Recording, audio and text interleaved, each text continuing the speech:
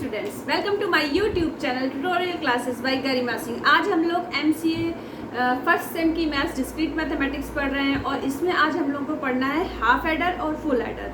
Description box में जैसे कि आपको पता है जो भी पढ़ाया जाता है वो सारा मटेरियल वहाँ पे आपको मिल जाता है।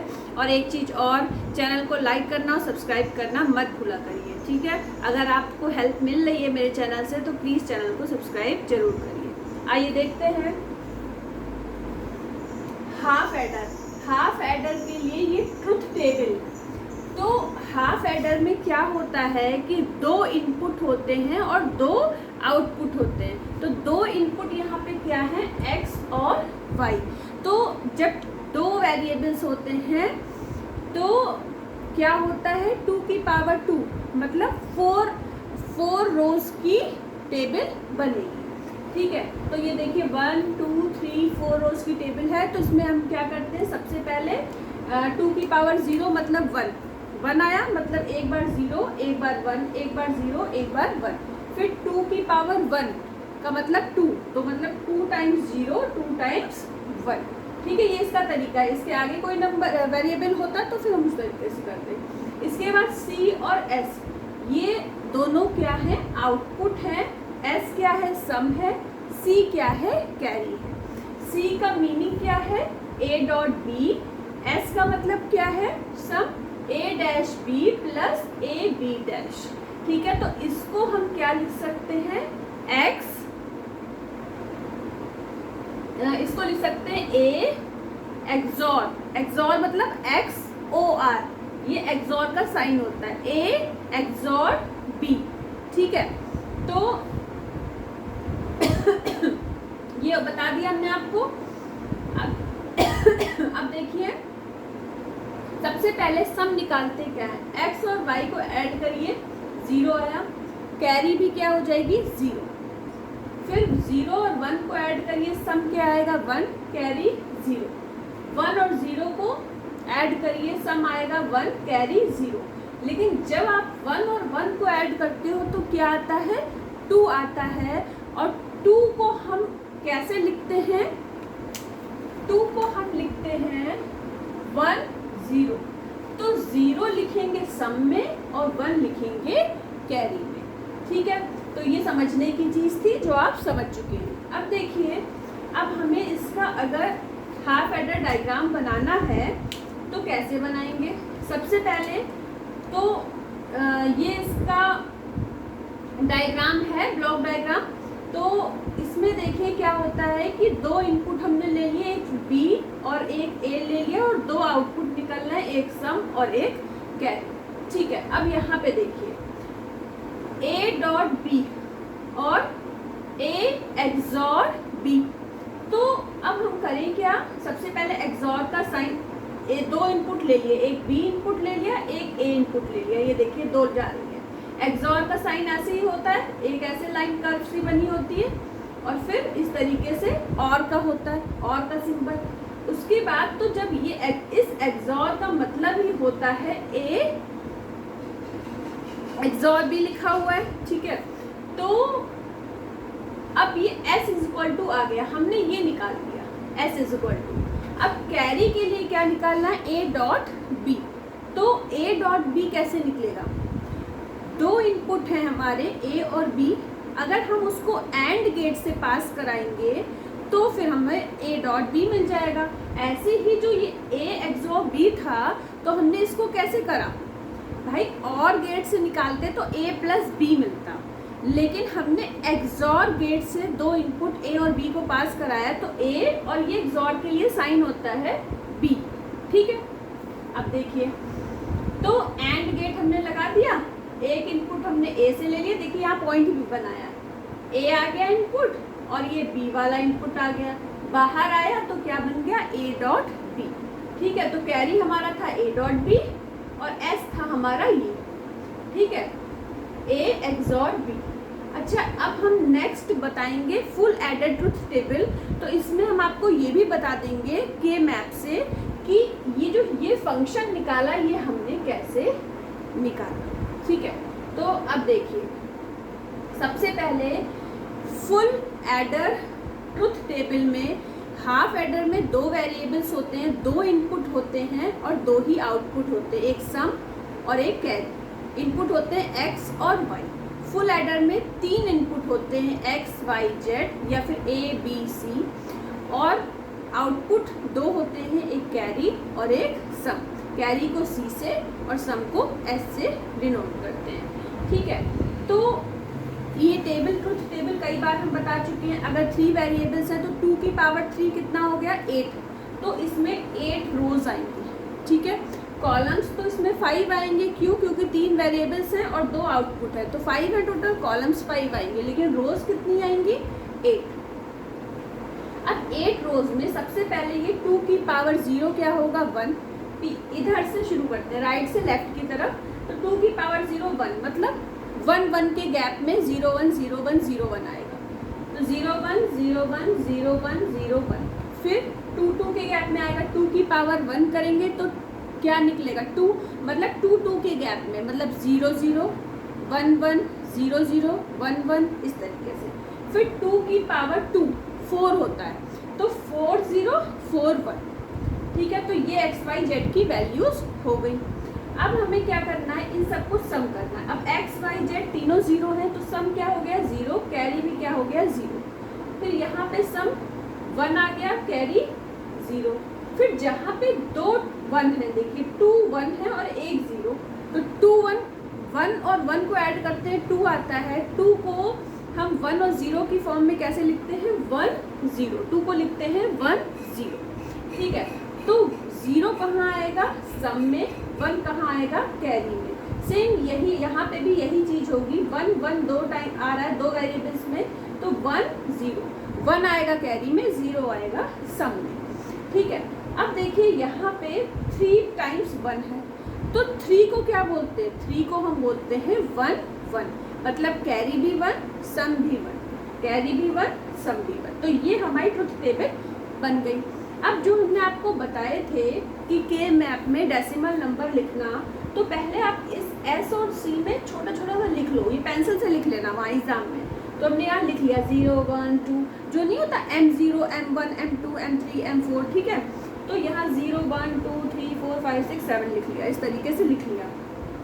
ठीक है, अब के मैप में हमें पता है कि 2 की पावर 3 वेरिएबल्स हैं, तो 8 बनेंगे। तो टोटल ब्लॉक्स कितने बनेंगे, 8। तो हमने 8 बना लिए। अब 3 वेरिएबल्स हैं, तो x यहाँ होगा, y z यहाँ पे होगा। ये सिखा चुके हैं हम पहले, y बार z बार, y बार z, y z बार, x बार x। अब हमें किस पोजीशन पे 1 दिया है उसको यहाँ पे दिखाना है। s के लिए बना रहे हैं ये के मैप, तो फर्स्ट पोजीशन पे दिया है, सेकंड पोजीशन पे, फोर्थ पे और 7th पे।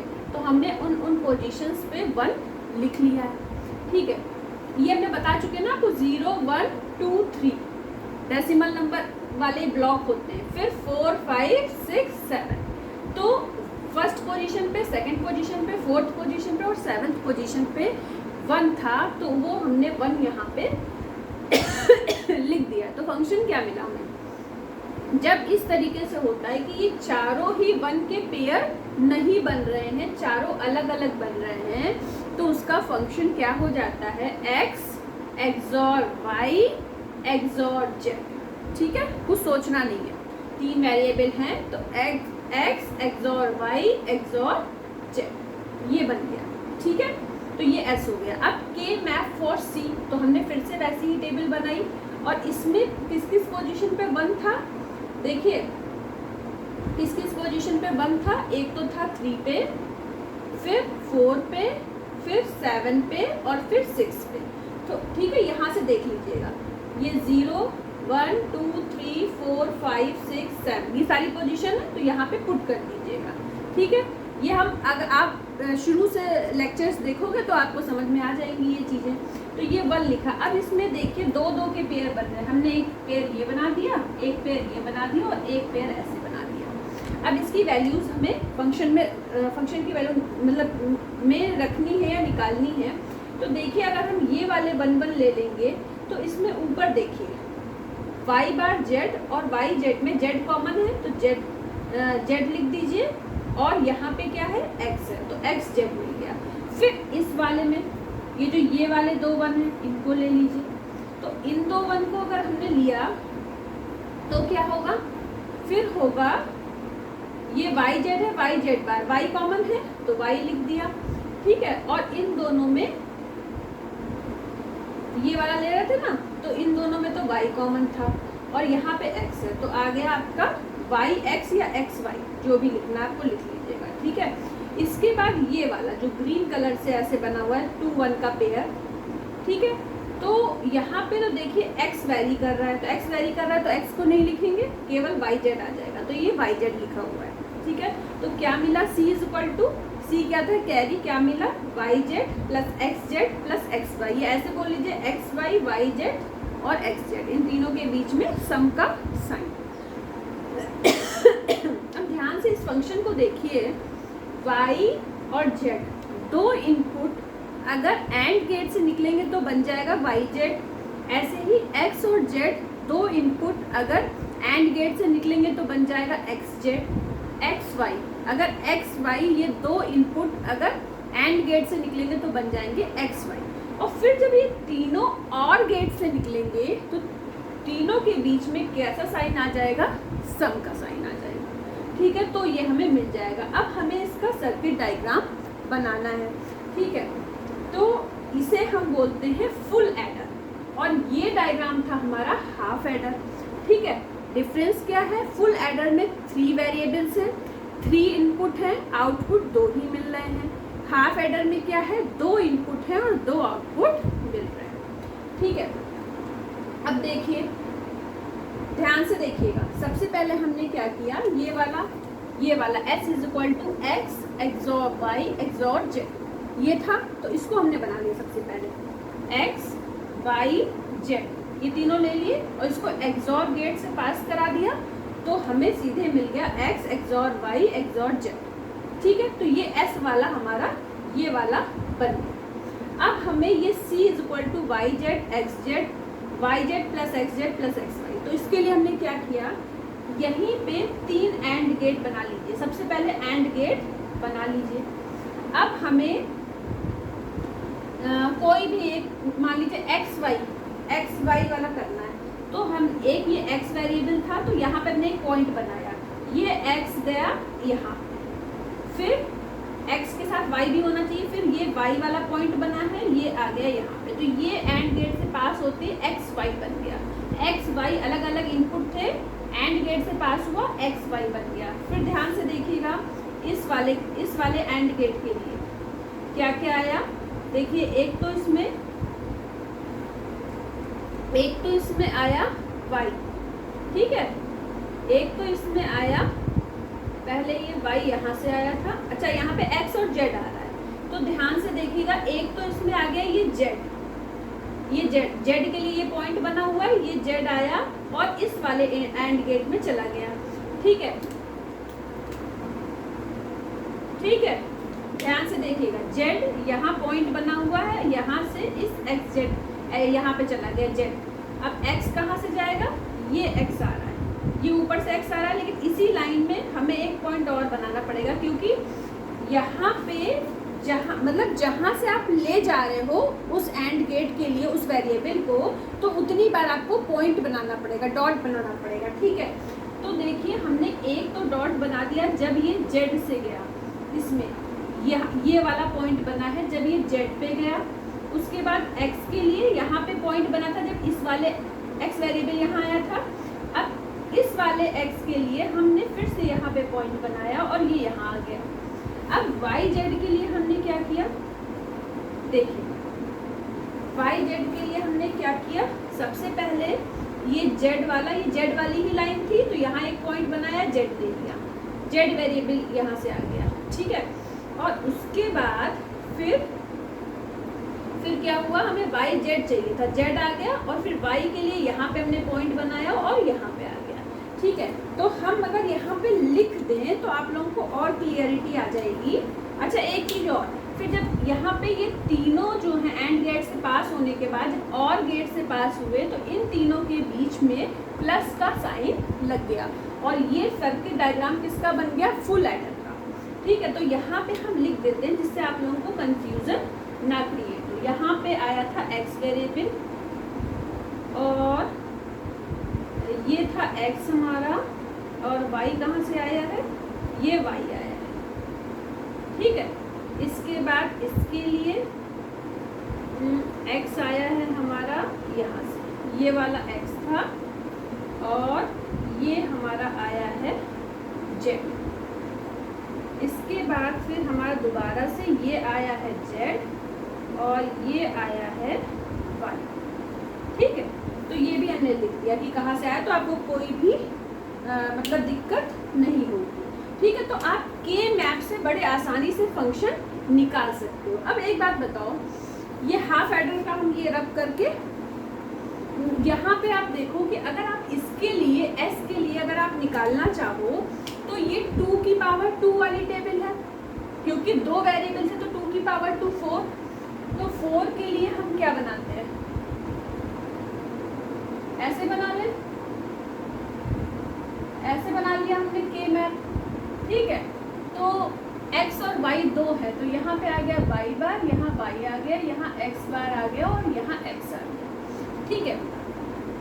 अब देखिए यहाँ पे हमने ये जो a b लिखा हुआ है ना, यहाँ पे a b की फॉर्म में लिख दिया है। एक्चुअली यहाँ पे या हम लोग इसको a b ही लिख लेते हैं हाफ एडर के लिए, ये a लिख देते हैं, ये b, ठीक है। तब ये चीज़ सही हो जाएगी, ठीक है। तो देखिए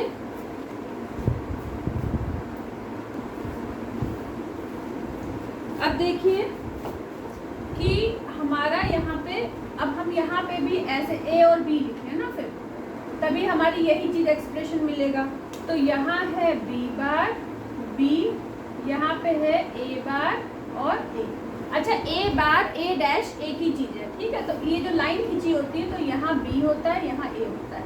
अब ध्यान से देखिएगा कि 1 कहाँ पे है, ये हम s के लिए बना रहे हैं, s के लिए बना रहे हैं k मैप, ठीक है।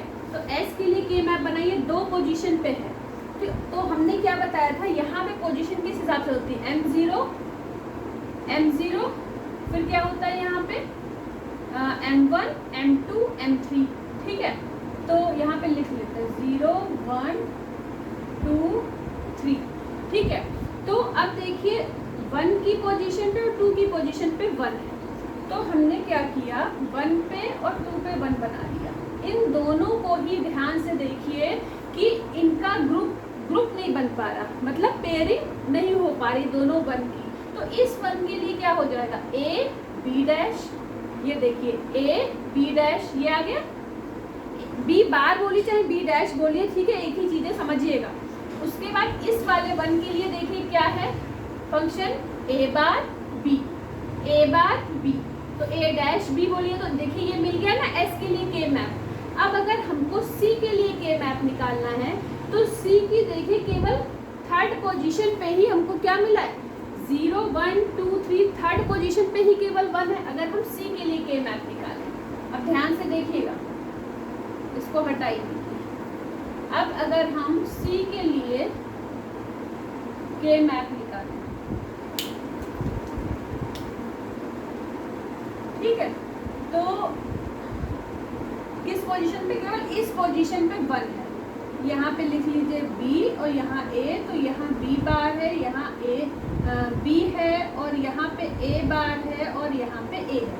केवल इस वाली पोजीशन पे 1 है, तो इसके लिए c का फंक्शन क्या हो जाएगा, ये क्या है, c k मैप, c के लिए k मैप है, ठीक है।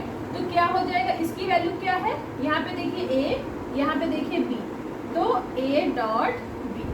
तो इस तरीके से हम ट्रुथ टेबल से पहले हमने फंक्शन निकाल लिया और उस फंक्शन को इस हाफ एडर डायग्राम में दिखा दिया। हमने डायरेक्ट लिख दिया था, तो हमने कहा आपको दिखा के भी बता दें तो और क्लियरिटी आ जाएगी। फुल एडर का भी हमने आपको समझा दिया है। तो मेन पॉइंट ये है कि हाफ एडर में 2 इनपुट होते हैं, 2 आउटपुट होते हैं। फुल एडर में 3 इनपुट होते हैं और 2 आउटपुट होते हैं। आउटपुट कौन से होते हैं, कैरी, और कैरी को डिनोट करते हैं सी से, और सम को डिनोट करते हैं एस से। अगर आपको 3 बार 1 को जोड़ना है तो 3 को हम कैसे लिखते हैं, 1 और 0 के टर्म में 1 1। 2 अगर आ गया मतलब 1 + 1 तो 2 होता है, तो 2 को कैसे लिखते हैं 1 0, तो 0 आएगा एस में, 1 आएगा कैरी में। ठीक है, तो चैनल को सब्सक्राइब करना बिल्कुल मत भूलिएगा, ज़रूर कर दीजिएगा और सारी चीज़ें आपको डिस्क्रिप्शन बॉक्स में मिल जाएंगी। आज के लिए इतना ही। All the best to all of you, thank you.